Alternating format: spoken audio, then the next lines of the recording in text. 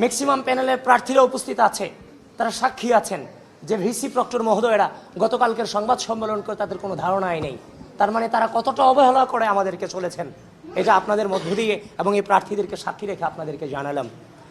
একটা বিষয়, যে বিষয়টা কনসার্নের সবচেয়ে বেশি কনসার্ন, সেটা হচ্ছে গাউসুল আজমের নিচতলায় যে ব্যালট পাওয়া গিয়েছে অরক্ষিত অবস্থায় 7 তারিখ রাতে, সে বিষয়টা গতকালকে প্রকাশ হওয়ার পরও তারা সে বিষয়টা নিয়ে ততটা কনসার্ন না, তারা জানেন না।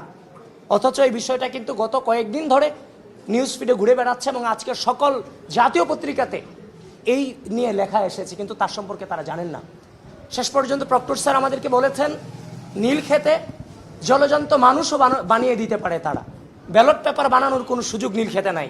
তাহলে প্রক্টর স্যার যেহেতু বলেছেন ব্যালট পেপার বানানোর সুযোগ নীলক্ষেতে নাই, কিন্তু নীলক্ষেতে সেরাতে যেহেতু ব্যালট পেপার পাওয়া গিয়েছে, এর সত্যতা মিলেছে, তাহলে বিশ্ববিদ্যালয় প্রশাসনকে এই ব্যালট পেপার কে ছাপিয়েছে, কারা এখানে ছিল, তার সম্পর্কে প্রপারলি তদন্ত করে এই জাতিকে এবং পুরো বিশ্ববিদ্যালয়কে তার সম্পর্কে জানানো এই বিশ্ববিদ্যালয়ের প্রশাসনের এখন প্রধানতম দায়িত্ব হয়ে পড়েছে বলে আমরা মনে করি।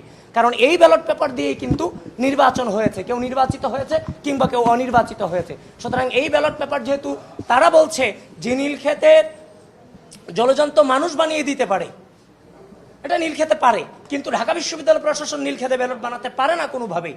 যেহেতু তিনি এটা বলেছেন, তাহলে আমরা আশা রাখছি তারা তদন্ত করে এই বিষয়ে যথাযথ উত্তর এবং তাদের অবস্থান আমাদেরকে জানাবে। এই ব্যালট কোথা থেকে ছাপানো হয়েছে, বিশ্ববিদ্যালয়ের ব্যালট কোন কোম্পানি থেকে ছাপানো হয়েছে, কি অবস্থায় ছিল, এবং গাউসুল আজম সেদিন কিভাবে ব্যালটগুলো পড়েছিল। ইচ্ছা করলেই সিসি ফুটেজ এগুলো কালেক্ট করা যায়।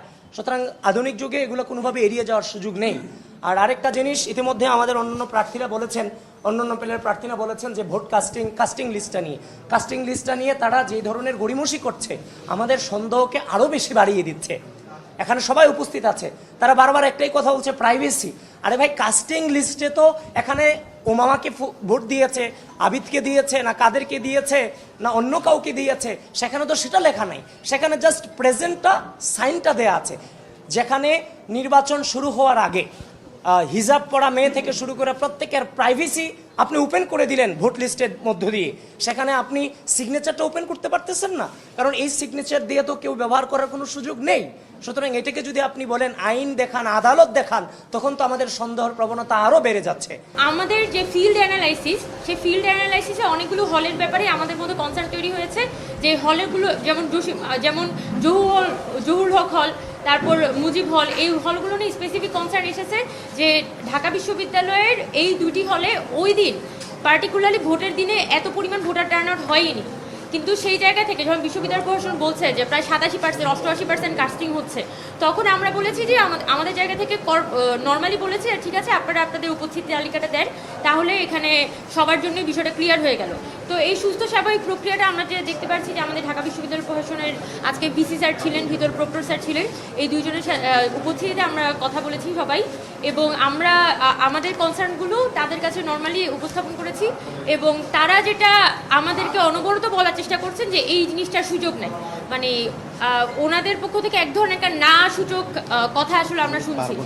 তো আজকে নির্বাচনের কিন্তু প্রায় 15 দিনের মধ্যে উপর চলে গেছে, এখনো পর্যন্ত কিন্তু আমরা দেখতে পারছি না যে বিশ্ববিদ্যালয় প্রশাসন একটু আন্তরিকতার সাথে এই যে সমস্যাগুলো বা এই যে কোশ্চেনগুলো অ্যারাইজ হয়েছে বা বিভিন্ন আবেদনগুলো পড়েছে, সেগুলো অ্যাড্রেস করে একটা প্রপার অ্যান্সার দিতে পেরেছে। বরং তাদের মধ্যে নানান ছলচাতুরি করা বা তাদের মধ্যে নানান ধরনের একটা চেষ্টা আছে এই প্রশ্নগুলোকে এড়িয়ে যাওয়ার।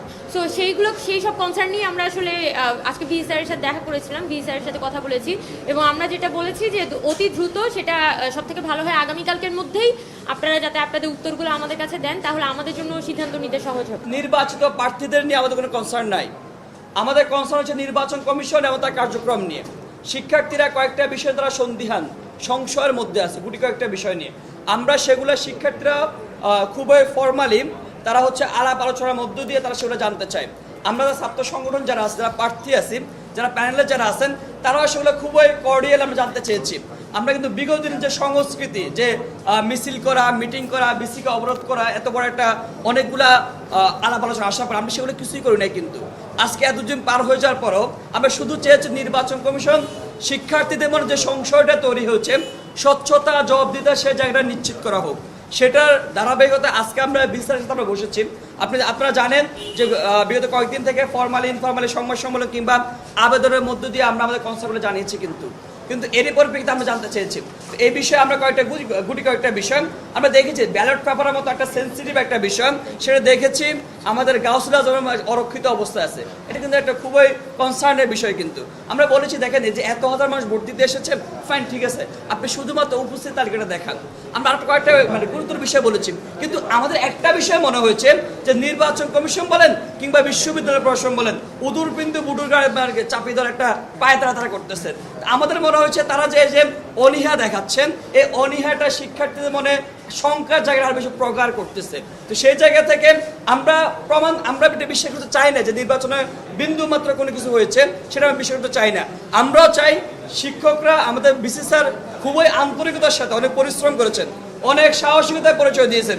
যদিও নানান গোষ্ঠী থেকে কোনো সাহসিকতা কোনো নিশ্চিত নিয়েছেন সেটা আমি জানি না, তিনি অনেক সাহসিকতার পরিচয় দিয়েছেন। তবে আমি চাই না তার সুনাম ক্ষুণ্ণ হোক, বিশ্ববিদ্যালয় প্রশাসন সুনাম ক্ষুণ্ণ হোক। তারা এগুলো বিষয়ে তারা যে বিভিন্ন বিষয়ে তারা একটু গড়িমসি করতেছেন, এমন গড়িমসি কিন্তু শিক্ষার্থীর মনে যে সংখ্যাটা আছে সেটার গণি। দৈনিক বাংলাদেশ মিডিয়া, সত্যের সন্ধানে সারাক্ষণ।